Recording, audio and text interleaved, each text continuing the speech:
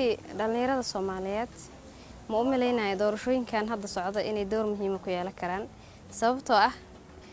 doorasho qabiilo ku dhisan maadaama ay tahana qabiil kasta xildhibaankiisa wuxuu ku soo dooranayaan yacni odayaal ama beel dhaqameed wax la dhaho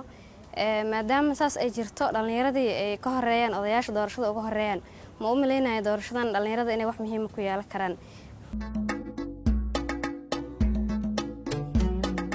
dhalinyarada Soomaaliyeed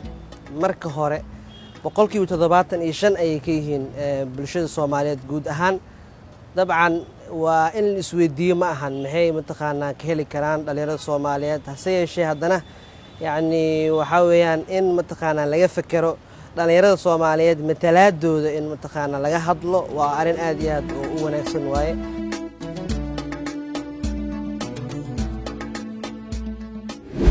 horta marka horeyso dumarka xuquuqdooda ay ka maqan tahay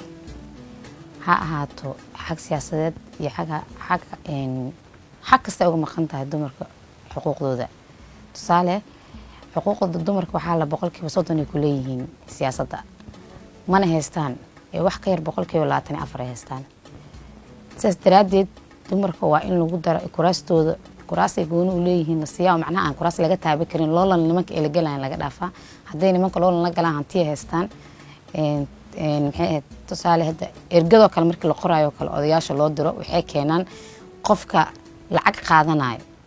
oo lacag iyo fangareen iyo waxba ay wadaan ragga anaga ma haysano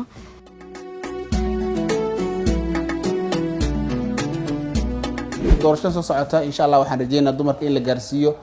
halka ay mudnaayeen oo boqolkiiba 30 iyo in ka badanba in la siiyo dawladda soo socotana ay ku yeeshaan xubno muhiim ah ergooyinka iyo dumarka ay ku leeyihiin sida caadiga ergooyinkii 2016 sida ay soo tabanayaan qolyaha bulshada rayidka meelaha qaarkood dumarku ay ku hooseeyeen ka qaybgalka ergooyinkooda taas oo macnaheedu tahay inaysan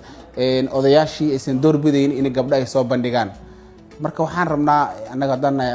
bulshada rayidka in dumarka doorkooda doorashada ayagana wax doortaan la doorto